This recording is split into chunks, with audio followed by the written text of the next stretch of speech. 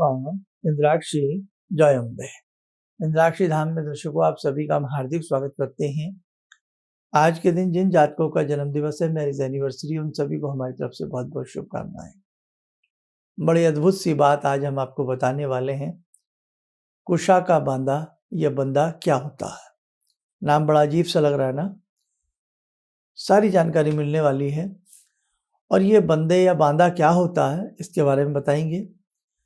और ये बहुत काम की चीज़ आप सबके लिए हो सकती है, खास तौर से मंत्र तंत्र और यंत्र के जगत से जुड़े जो लोग होते हैं, नाना प्रकार की सिद्धियों की कामना करने वाले जो लोग होते हैं और बहुत किसी आसान तरीके से सिद्धि प्राप्त करने वाले या कामनाओं को पूर्ण करने का तरीका जानने वालों के लिए भी ये आज का अंक बहुत अच्छा हो सकता है।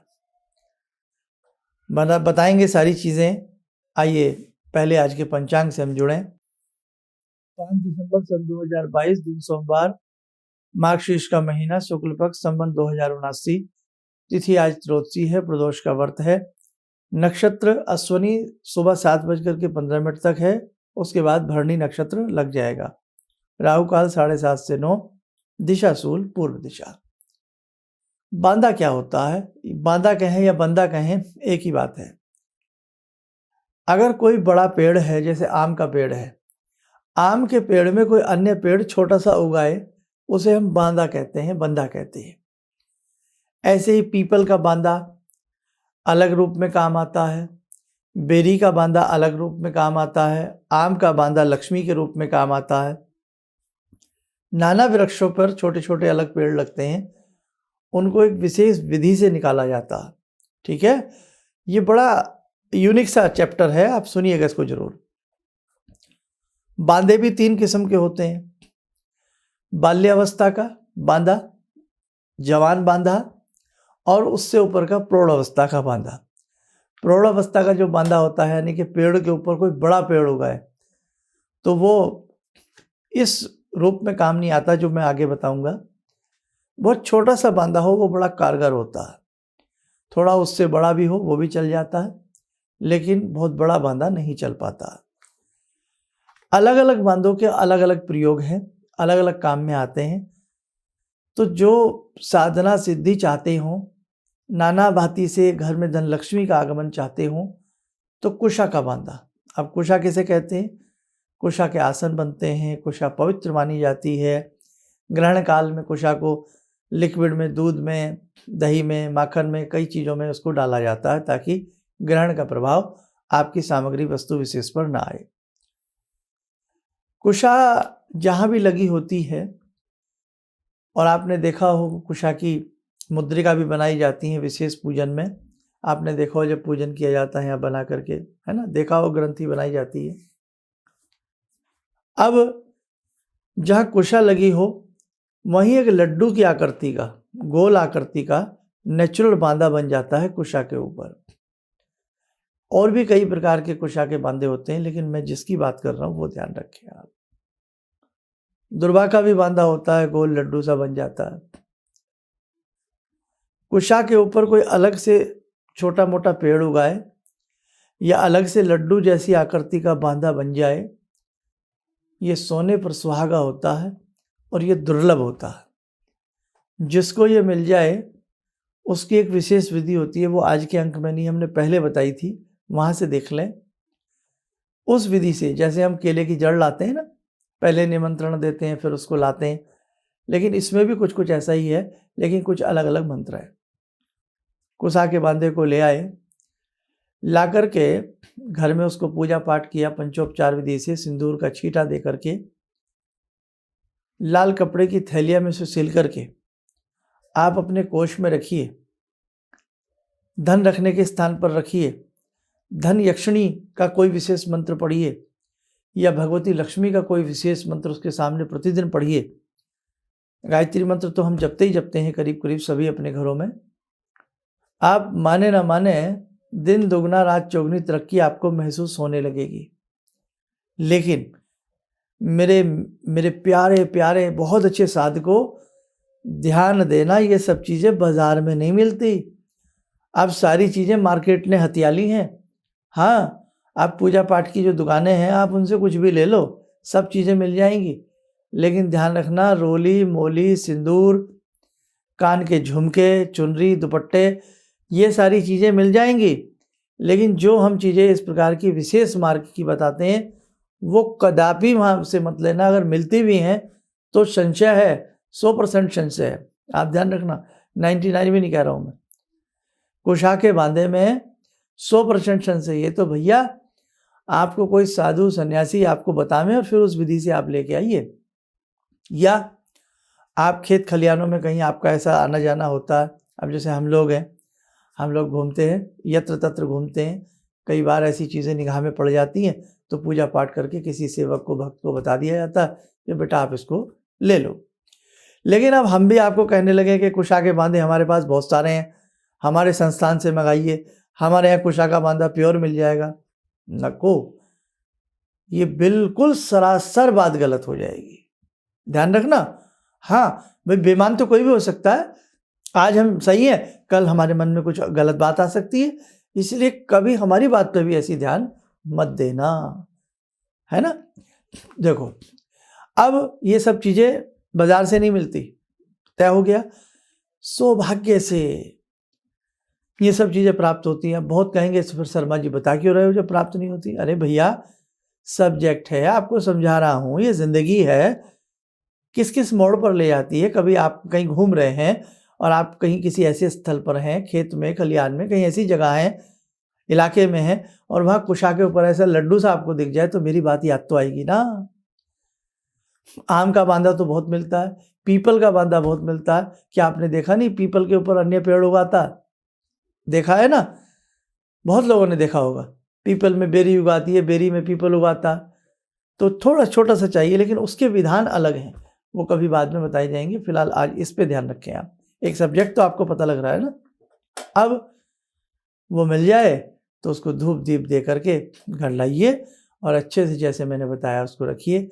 कुछ लोग तो चांदी की डिब्बी में उसको रखते हैं और सदैव उसको धूप दीप देते रहते हैं, वृद्धि होती ही होती है। अब सियार सिंगी का कितना शोर उड़ता, लेकिन सियार सिंगी अब नहीं मिलती।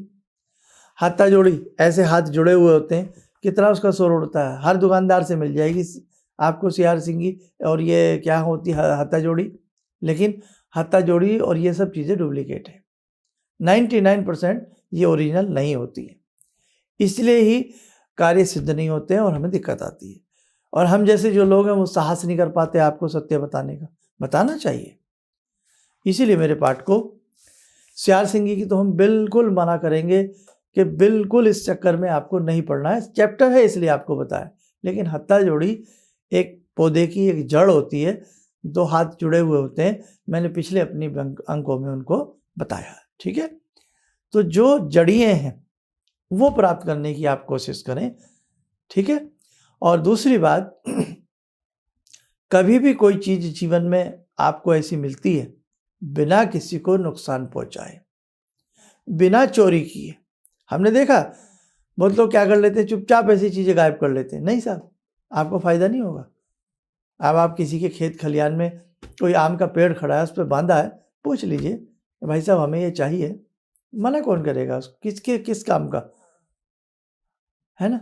अब हीरे की परख तो जोहरी को होती है ना। अब जिसके जो काम की चीज़ है वो प्राप्त हो जाती है। और कहीं जंगल में ऐसी जगह है निर्जन स्थल में, तो वहाँ आप उसको प्रणाम करके उसकी विधि के हिसाब से उसको ला सकते हैं। तो बस आज आपको बताना था ये बांधे क्या होते हैं।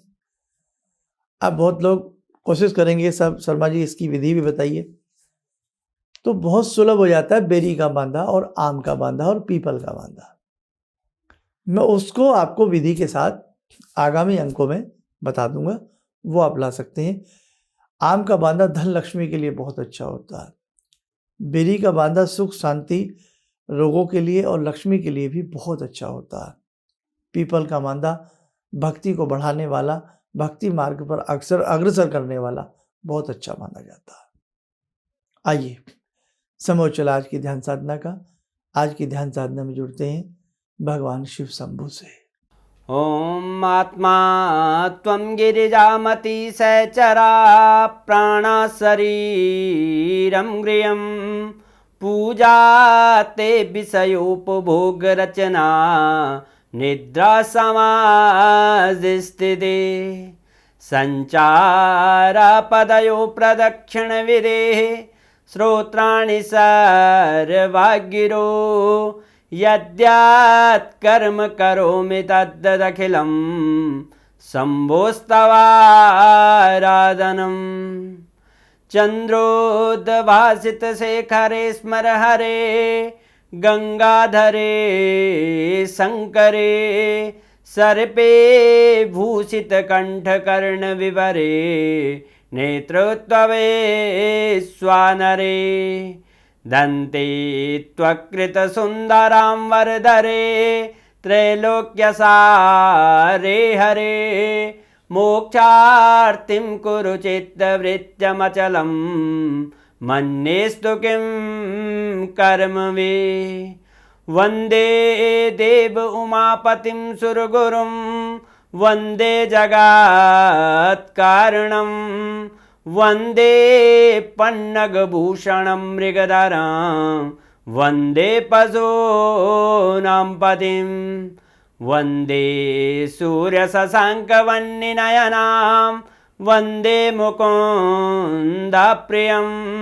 वन्दे भक्तजनश्रयं च वरदां वन्दे शिवं शङ्करम् ॐ कर्पूरगौरं करुणावतारं संसारसारं भुजगेन्द्रहारं सदा वसन्तं हृदयारविन्दे भवं भवानी सहितं नमामि भवं भवानी सहितं नमामि।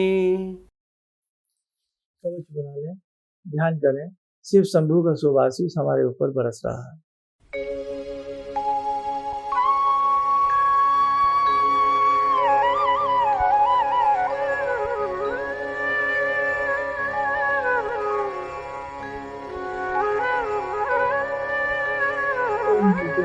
खोलें, सामान्य हो जाए। दर्शकों, अभी तंत्र में, मंत्र में, यंत्र में और ज्योतिष शास्त्र के अनुसार बहुत से ऐसे गोपनीय रहस्य हैं जो आपको जानने बाकी हैं। भले ही आप इन रहस्यों पर ना चलें, पर कम से कम ज्ञानवर्धन आपको हो सकता है। आप कभी किसी लूटने का, ठगी के शिकार होने से आप लोग बच सकते हैं। दूसरी बात, संस्थान से दीक्षित साधक बहुत जल्द एक छत के नीचे इकट्ठा होंगे। वो शुभ घड़ी आने वाली है। प्राम्बा महाशक्ति हम सबको शुभ आशीष देवें। जैसे ही भगवती का संकेत बहुत शीघ्र होने वाला है, हम आपको बताएंगे। तब तक के लिए थोड़ा सा आप इंतजार करें। आप स्वस्थ रहें, सुखी रहें। इन्हीं शुभकामनाओं के साथ हम अपनी वाणी को विराम देते हैं। जय जय अम्बे। तो आपका मैं रेगुलर में देखता हूँ 6:30 बजे का, यानी हवा निकाल के टाइम। तो आपने एक मंत्र बताया था, ओम वैश्यमुखी राजमुखी स्वाहा। जी, मेरा ऑफिस में हमेशा कलकत्ता में जो होता है, कोई भी हो, बैक ऑफिस में कोई झमेला, खिटपिट, बॉस के साथ खिटपिट, इधर पार्टनर्स के साथ खिटपिट हमेशा लगा रहता था। कुछ भी हो जाए, बात करो, चिढ़ जाता था। ये रेगुलर मैं सुबह पूजा करने के बाद वहीं पे पूजा घर में ही बैठ के मैं 21 बार आपने कहा था, मैं 21 बार डेली जाप करता हूँ। अभी बहुत शांति से हूँ पंडित जी, कोई प्रॉब्लम नहीं है। किसी भी समस्या के समाधान के लिए मिले प्रसिद्ध हस्तरेखा एवं वास्तु विशेषज्ञ प्रोफेसर धर्मेंद्र शर्मा जी से। नोट: शिविर में भाग लेने हेतु एवं व्यक्तिगत रूप से मिलने के लिए कॉल करने का समय सुबह 10 बजे से शाम 6 बजे तक। हमारे विभिन्न ज्ञानवर्धक कार्यक्रम देखने के लिए आप हमें अभी सब्सक्राइब करें, बेल आइकन को प्रेस करें ताकि आप देख सकें हमारा कार्यक्रम सबसे पहले। और अधिक जानकारी के लिए फेसबुक पेज को लाइक करना न भूलें।